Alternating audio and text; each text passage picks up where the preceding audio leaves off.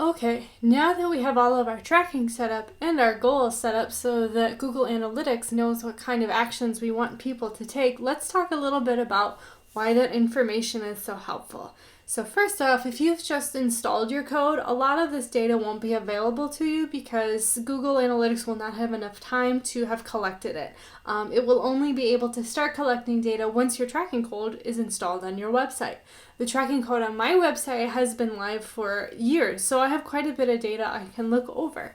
So this is the Google Analytics main dashboard here that we see.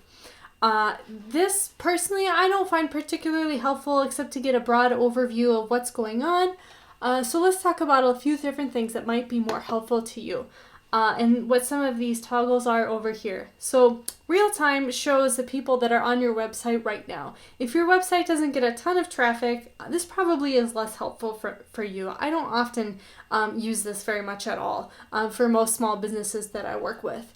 But instead, let's go to audiences. And let's go to overview.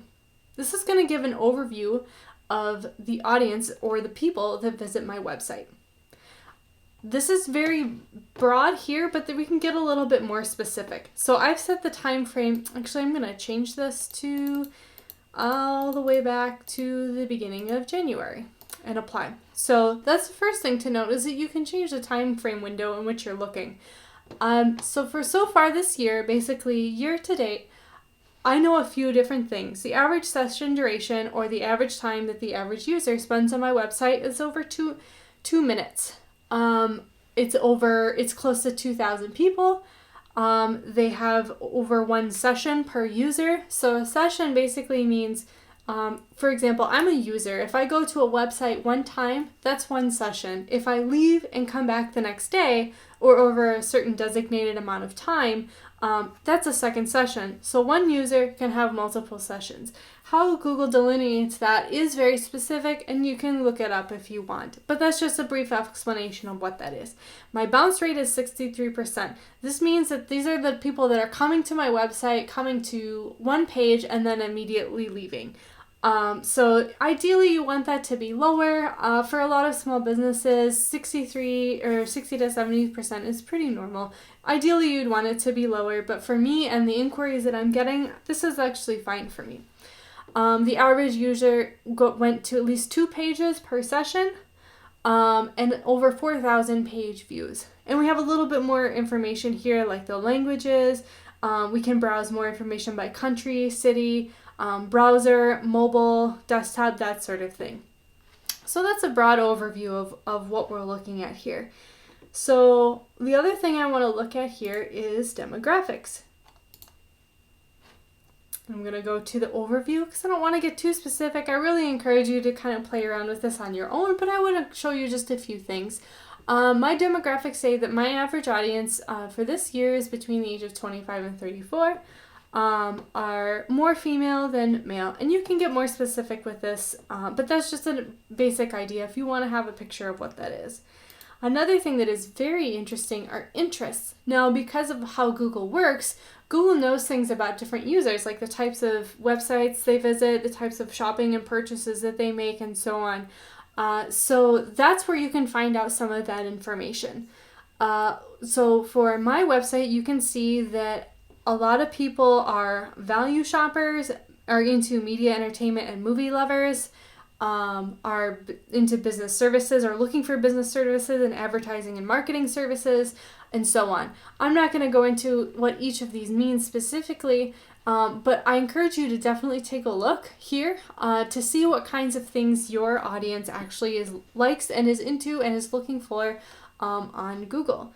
I won't go into specifics about what this is. You can Google it or read a little bit more specifically, because this is just meant to give you a broad overview of where to start looking for the information that you might want.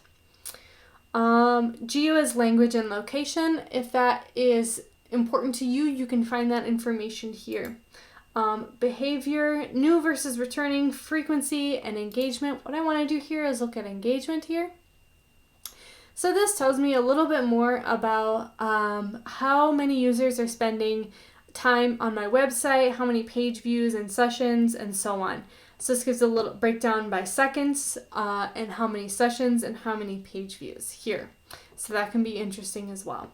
Another thing I definitely want to look at, and this is probably one of the more important things, is acquisition and overview. So we're going to go here for a second. So this tells me where my traffic is coming from. And this is a really, really useful data because this is going to tell me what channels are giving me the most traffic to my website. You can see mine is a pretty even split between direct meaning that people who come directly to my website, like they type in my URL and go directly there. Referral, people coming from being referred from other websites. So if somebody links to your website from their website. Organic search are the people coming to my website by Googling something related to my business and my business comes up in search results and they click on it. Paid search, this means this is for ads that I'm paying for and people coming to my website from those. And social, obviously social being social media, so like Facebook and so on. So you can see mine is a pretty even split and it gives me a much clearer picture here about how many users specifically are coming and from where. A little bit information about behavior. So, the people, for example, that bounce the most are coming from paid search and who bounce the least are coming from social media.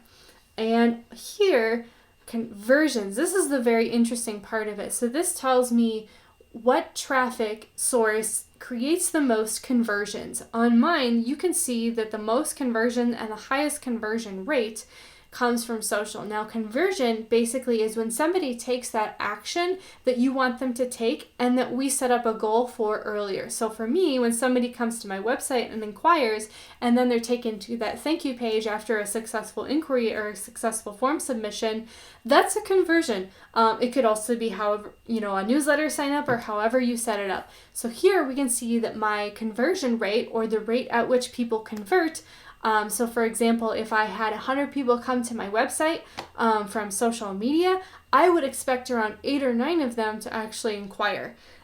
So based on this number here. So you can see that my highest conversion rate comes from social media. My second highest comes from organic search, and my third highest comes from direct, and the lowest one comes from paid search. So that's some information about how different traffic sources and measuring the value of different traffic sources. So the next thing I want to do is I want to get a little bit more specific here, and I want to go to source and medium. And I will explain what these mean in a minute here. So here's a table, the generic table that Google Analytics shows you once you come to your sources and medium. So I'm going to break down what this means here. So source means the traffic source.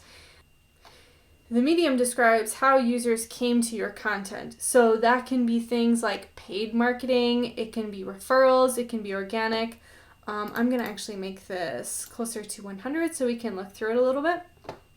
So for example, my source and medium for this one is direct and none. That means that people came directly to my website.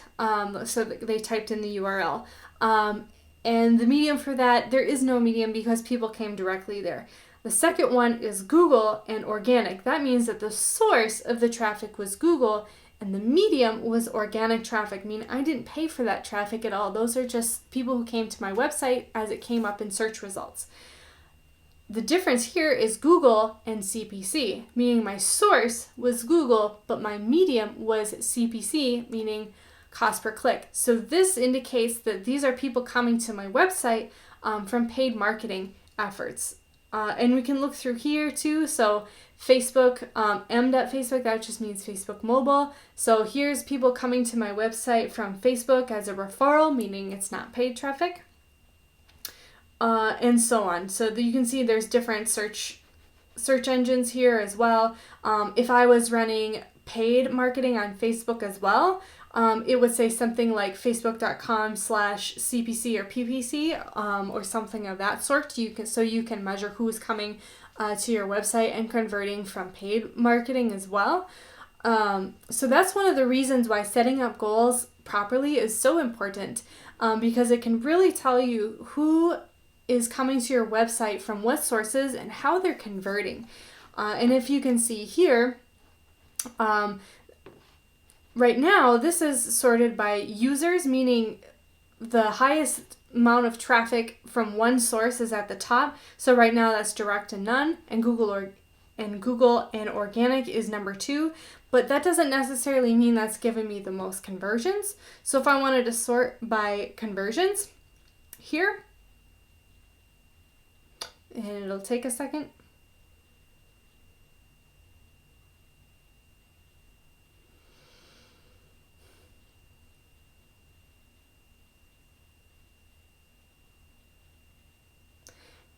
You can see that the most conversions do come from direct and none, and then number 2 is Google Organic. That's not necessarily the same. The most users don't always necessarily give you the most conversions. There's usually a correlation, but not always, so it's good to have a look. Now, if I wanted to see what conversion rate is the highest, so what traffic source people came from that converted at the highest rate, you can see that it's Bing, actually, which is very interesting. And the next is Yahoo, and then Facebook, YouTube, and so on. So it's interesting to look that whatever your highest traffic source is doesn't necessarily mean it's where you get the most conversions or what converts at the highest rate. So that's what's really interesting. This is where the meat and potatoes of Google Analytics is really helpful. It gives you a much clearer picture of where your traffic is coming from, who's converting, who's taking what actions, and so on. So definitely take some time to poke around here a little bit. Another thing that I really like to do, if you're running any kind of campaigns right now, so Google Ads or some such, Google Analytics is actually good at also tracking campaign success from Facebook paid marketing as well. It's smart enough to know who's coming from your website from paid ads on Facebook, even though it's not their platform, which is another reason why it's so powerful. Another thing that's very interesting is behavior and behavior flow. So this tells you how people are interacting with your website. So from here, I want to go to source and medium. So this is what we talked about earlier, where people are coming from and how they are interacting with your content. It'll show you the path that people have taken on your website based on how they got there. So for example, if I want to look at how people came to my website from Google Organic searches, it'll tell you what page they landed on. The slash here usually just means your main website page. And then it'll show you the different actions that they've taken since then to go through your website from there. So that can be very, very interesting to track the effectiveness of your website and maybe sometimes pinpoint areas that people are falling off. For example, if one of the exit pages, meaning the last page that people visited on your website, is always the same page, you may want to look at that page. Is there a good call to action at the bottom that's helping people encourage them to take the next step? So that can be very helpful there. Moving on to conversions. So this is where we look at our goals that we set up earlier, and it can give us a little bit more information about those. So I only have one goal set up because that's the main goal I want people to take on the website I showed you earlier. And we can look at it again here based on goal completion rates and the number of goals and what's the highest and what one's the best and so on. And if we ever want to go in here and look at specifics, we can.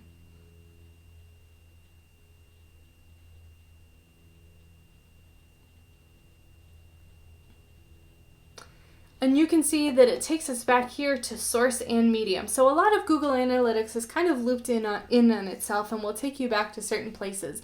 But it's good to have those different options available to kind of help explore the data a little bit differently. So if I wanted to look at just the traffic that came from Google and organic, it can tell me the number of users, new users, how many sessions, bounce rate, average number of pages per session, average session duration, my conversion rate, how many conversions, and so on. And since I don't have a goal value set up, which we looked at earlier, that's why this is 0 here. It doesn't necessarily mean that it wasn't valuable, it just means that I haven't set one up. If I wanted to look at referrals, like to see what websites are referring mine, you get that information here from referrals. So you can see what websites are referring to yours that led to conversions, that led to traffic, and so on.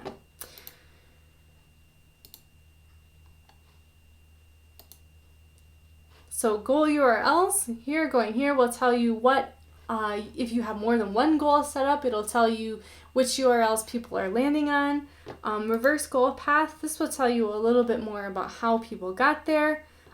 So if this is where they landed, this is where they started, and this is the page they started at before that. So you can kind of track how people are moving through your website and what pages they went to before they successfully completed whatever action you wanted them to take. E-commerce, let me talk about this for just a second. If your website is set up so that people can purchase directly on your website, this will show you information about what people are buying. This is good if you are selling product on your website that has varying values. So for example, something that costs $10, something that costs $20, and so on. If your website is set up so people can purchase directly on it, you'll want to make sure that e-commerce is set up properly to track. I won't go into that specifically here. That's kind of its own beast, but if you just Google set up e-commerce tracking in Google Analytics, it will give you a full overview. There'll be tons of information out there how to set that up on your website. A lot of small businesses, unless they have an e-commerce website, a lot of times they're tracking newsletter signups, maybe video views, inquiries, and that sort of thing. So I find it less useful for a lot of small businesses. But if you do sell directly on your website, that's something you probably actually want to set up. And again, it's not hard. There's just a couple checkboxes you have to mark on both Google Analytics and also the back end of your website as well to make sure it's trading that information properly. And once it's set up, you can then track different sales on your website, how people are coming to your website and what they're buying from specific sources and so on. So it's just a wealth of information. So anyways, that's a really basic overview of what Google Analytics can give you. I really suggest you take the time to look through this for your own website because it'll give you a lot of valuable information about your audience, what types of things they like and do, and what types of websites they visit, the kind of shopping that they do that could help you set up better targeting for either, your Google ads or your Facebook ads.